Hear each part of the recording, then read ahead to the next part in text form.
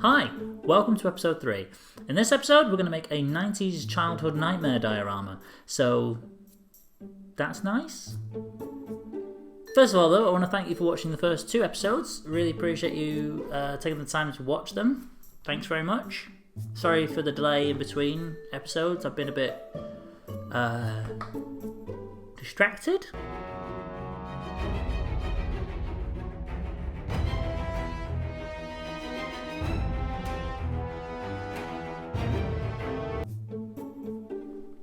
But don't worry, I'm all better now. I'll be fine. We'll get through it together.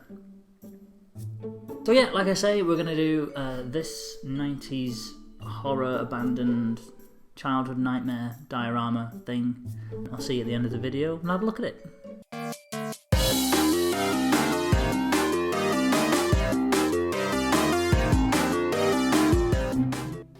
The inspiration for this silly little build was this disturbingly small Fisher-Price telephone toy. I picked it up in the works and it gave me the inspiration to make something at that scale. I also had this bell jar lying around that looked about the right size to make some weird corner of a room or something, so that's what we're going to do. I started off by constructing the walls out of some thick cardboard. I measured out the size I wanted them to be, drew on the card and cut them out.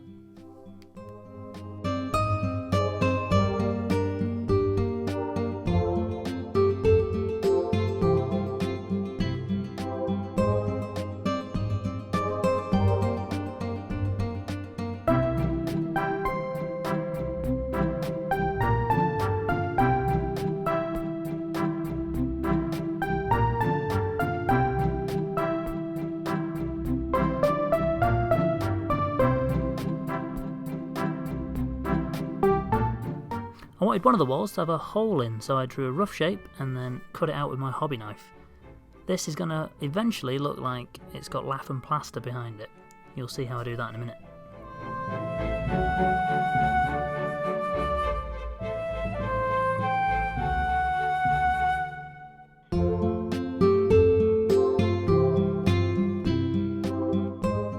Once that was cut out, I cut another wall to sit behind it to act as the backboard.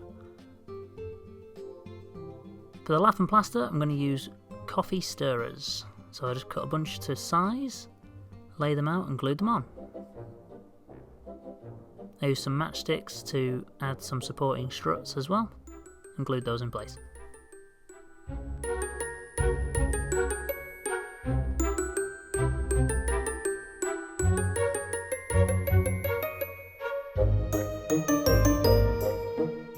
I had some snapped coffee stirrers to act as snapped lath as well.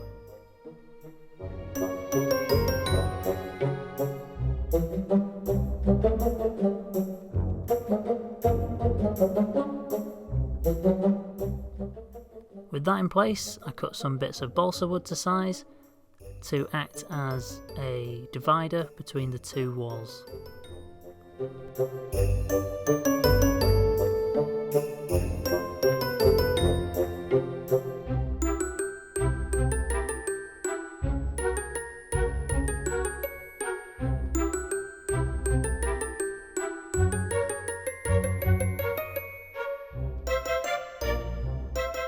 Now that I've got the main structure built, I'm going to stain everything with a brown wash. This just adds a bit of character and colour to the wood. And I'll stain the in-betweeny bits as well with a darker wash.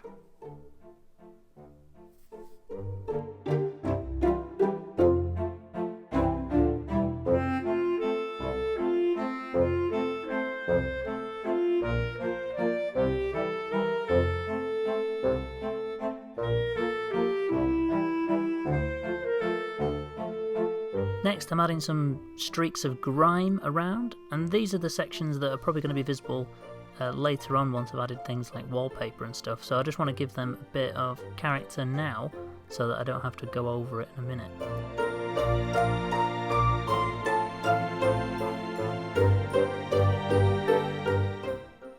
Next up, I wanted to add some extra bits to the diorama, so here I am measuring out a cardboard box that I'm going to make for the corner. Just to add a bit of elevation to the scene, so I can perch some other stuff on top of it.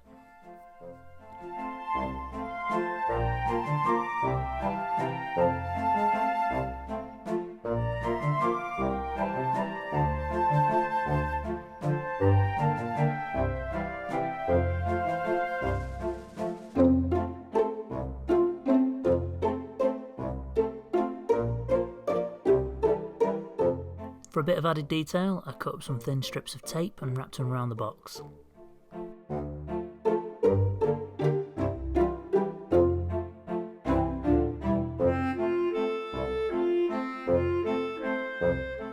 Next up was a bit of a chance to add some grime and weather up this horrible little toy.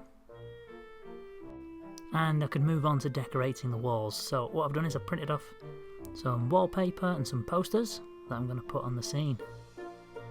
First up, wallpaper.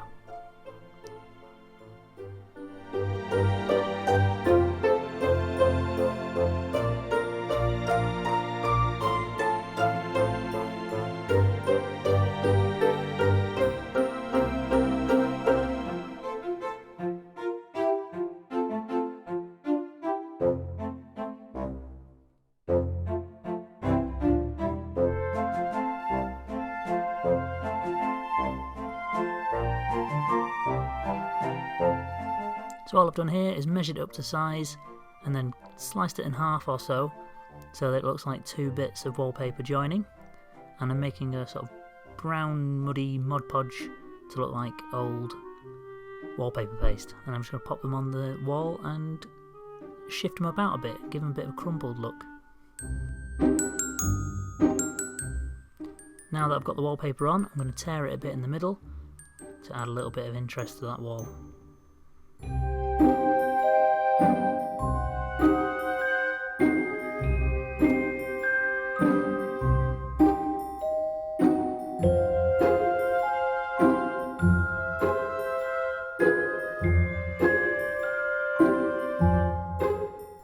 For the second wall, I've papered over the hole and then ripped out the paper to make it look like the wall's kind of fallen out into the room.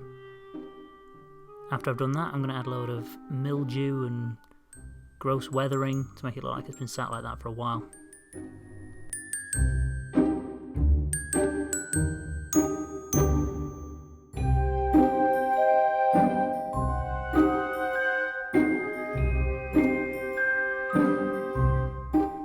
Now it's time to start gluing this horrible nightmarish scene together, so I'm going to pop the wall that's not got a hole in it to this backboard first, and then I'm going to attach the wall with the hole in second. This is to get a good seam between those two walls. With that done, I can sort of do a bit of a dry fit and see what it looks like with some of the props in, and then move on to adding things like my posters.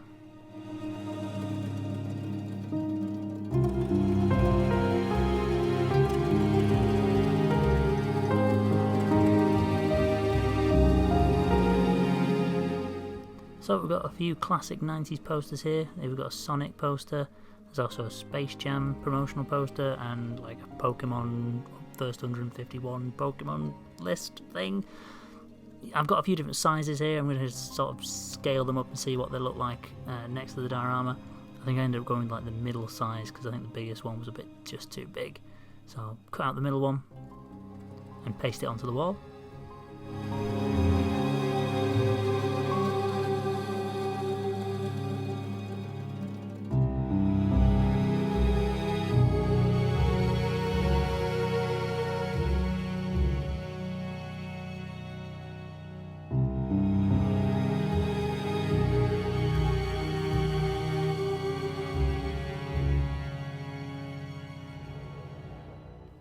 And before putting any other posters on, I wanted to make my little tiny Pokemon cards.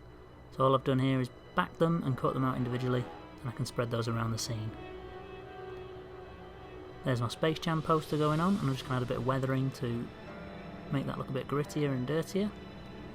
And I've purposely left these hanging off the sides to just add a bit more space to that room. Now I'm going to add a skirting board, so I'm going to round off some popsicle sticks and cut them to size, and then stick them onto the walls after I've given them a bit of a stain.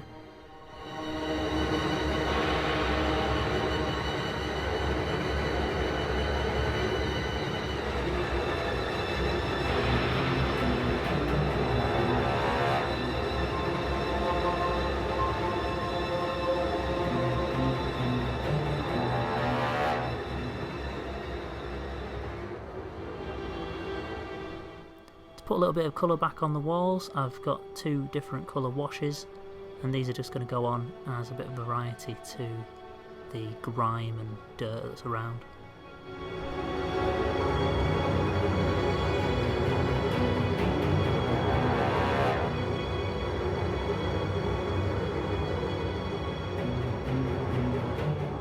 With that added, I wanted to make it look like there'd been some graffiti or some kid had been drawing in the corner of the room. So I got my acrylic pens out, picked some colours that I thought looked right, and then started adding some random squirrels and smiley faces and some classic 90s graffiti.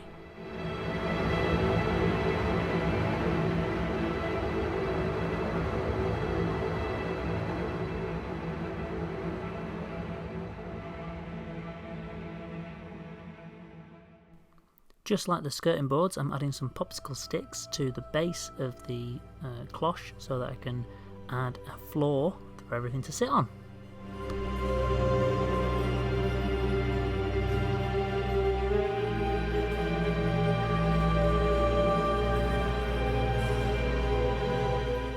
Cut those to size, glue them in place, and give them a little bit of a wash so that they match the wood stain on the skirting board.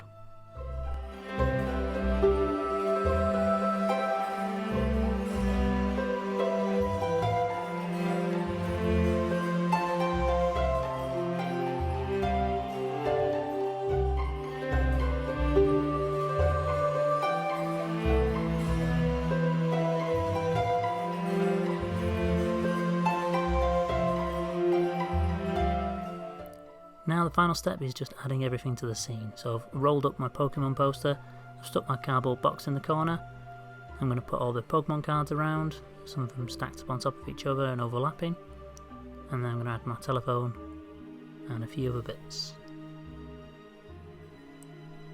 Along with the Fisher-Price toy came a few other bits, so we got the G.I. Joe and a Hot Wheels car, not quite the same scale, but I think without the packaging they look alright.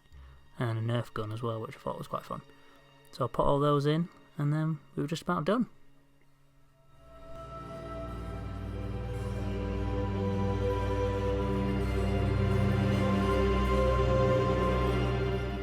Last step was to add a bit of foliage to the room, so I popped in a dead plant in the hole in the wall and sprinkled on a bit of coarse dirt and dust on the floor, and that finished up our scene.